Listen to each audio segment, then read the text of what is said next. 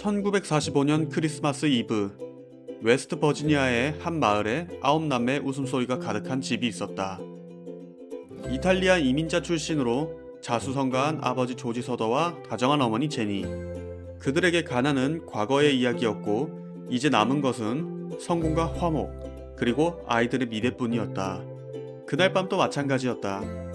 큰딸이 사온 장난감에 아이들은 시간 가는 줄 몰랐고 집안은 온기로 가득했다. 완벽한 크리스마스로 보였다. 그 사건이 일어나기 전까지.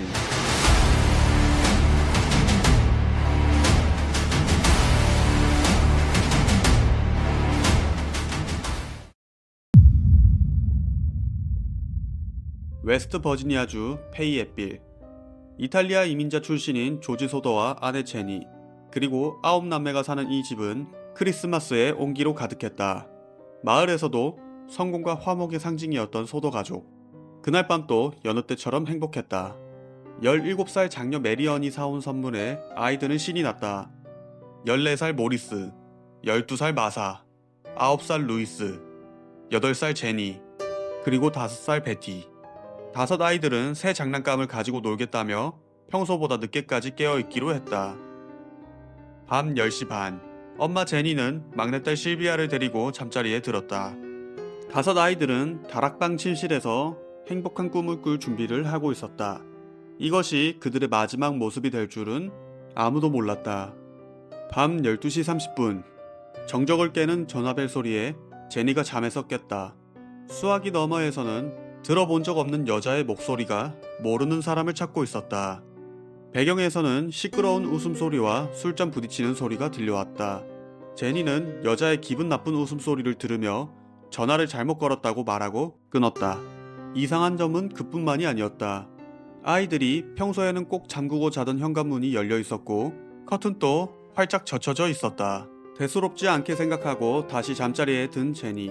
하지만 잠시 후 하는 소리와 함께 무언가 지붕 위를 구르는 소리를 들었다. 그리고 다시 30분 뒤 그녀를 깨운 것은 매캐한 연기였다. 집은 순식간에 화염에 휩싸였다. 조지와 제니, 그리고 4명의 아이는 간신히 탈출했지만 다락방으로 가는 계단은 이미 거대한 불길에 막혀 있었다. 5 아이들이 아직 집 안에 있었다. 아빠 조지는 아이들을 구하기 위해 필사적으로 움직였다. 하지만 모든 것이 마치 계획된 것처럼 그를 방해했다. 먼저 사다리, 2층 다락방 창문으로 가는 유일한 희망. 항상 집 옆 그 자리에 있던 사다리가 하필 오늘 밤 감쪽같이 사라지고 없었다. 그렇다면 트럭. 조지는 자신의 작업 트럭을 집 옆으로 몰아 발판 삼아 올라가려 했다. 하지만 불과 어제까지 멀쩡했던 트럭 2대 모두 마치 약속이라도 한 듯 시동이 걸리지 않았다. 마지막 희망은 신고였다. 이웃집으로 달려가 소방서에 전화하려 했지만 수화기 너머에선 침묵만이 흘렀다. 전화는 먹통이었다. 나중에 밝혀진 끔찍한 사실은 전화선이 불에 탄 것이 아니었다는 점이다. 누군가 4.3m 높이의 전신주에 올라가 의도적으로 잘라냈다는 것이었다. 소방차가 현장에 도착한 것은 다음날 아침 8시. 화재 발생 7시간이 지난 후였다. 소더 가족의 집은 단 45분 만에 완전히 잿더미로 변해버렸다. 모두가 5 아이들이 불 속에서 희생되었다고 생각했다. 하지만 현장을 조사하던 소방서장은 믿을 수 없는 말을 전했다.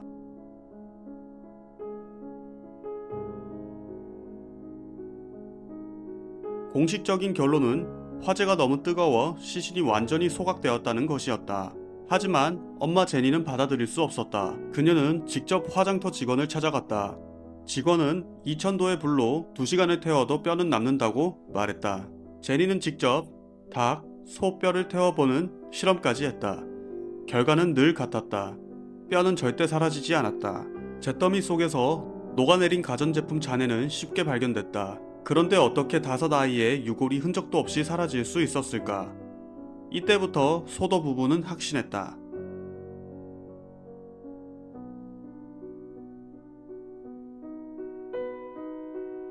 부모의 의심은 단순한 희망이 아니었다. 화재 전후에 기이한 일들이 그들의 확신을 뒷받침했다.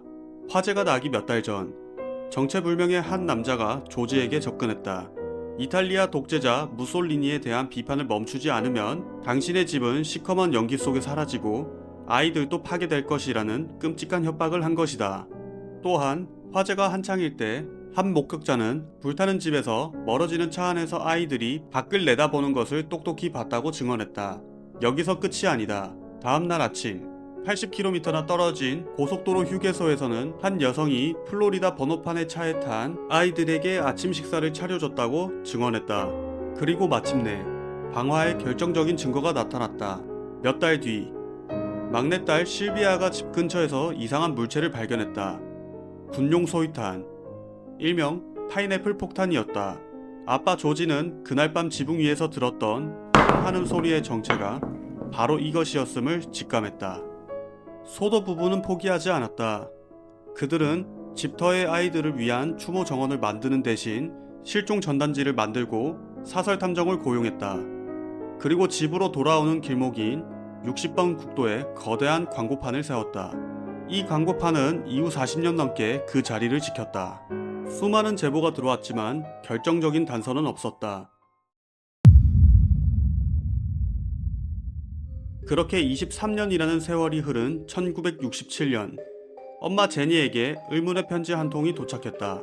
켄터키에서 온 편지 봉투 안에는 20대 후반으로 보이는 한 청년의 사진이 들어있었다. 사진 속 남자는 실종 당시 9살이었던 아들 루이스가 자랐다면 바로 저런 모습일 거라고 상상할 정도로 놀랍도록 닮아 있었다. 사진 뒷면에는 의미를 알 수 없는 글이 적혀 있었다. 가족은 이 사진이 아이들이 살아있다는 결정적인 증거라고 믿었다. 그들은 다시 사설 탐정을 고용해 켄터키로 보냈지만 이상하게도 그 탐정은 돈만 받은 채 그대로 사라져버렸고 다시는 연락이 닿지 않았다. 아버지 조지는 1969년, 어머니 제니는 1989년에 세상을 떠났다. 그들은 평생을 아이들을 찾아 헤맸지만 끝내 진실을 보지 못하고 눈을 감았다. 어머니 제니가 사망한 후 40년 넘게 자리를 지키던 광고판도 철거됐다. 화재 현장에서 살아남았던 아이들 중 마지막 생존자였던 막내딸 실비아 소도 역시 2021년에 세상을 떠났다. 그녀는 죽는 순간까지 오빠와 언니들이 그날 밤 납치되었으며 어딘가에 살아있을 것이라 믿었다. 현재는 소도 가족의 손주들이 온라인을 통해 할머니 할아버지의 이야기를 알리며 여전히 실종된 가족들의 흔적을 찾고 있다. 과연 그날 밤 5 아이들은 어디로 사라진 걸까? 정말 화재로 인한 비극적인 사고였을까? 아니면 거대한 음모에 의해 계획된 납치극이었을까? 80년 가까운 세월이 흘렀지만 소도 가족 아이들 실종 사건은 여전히 미국 역사상 가장 슬프고 미스터리한 미제 사건으로 남아있다.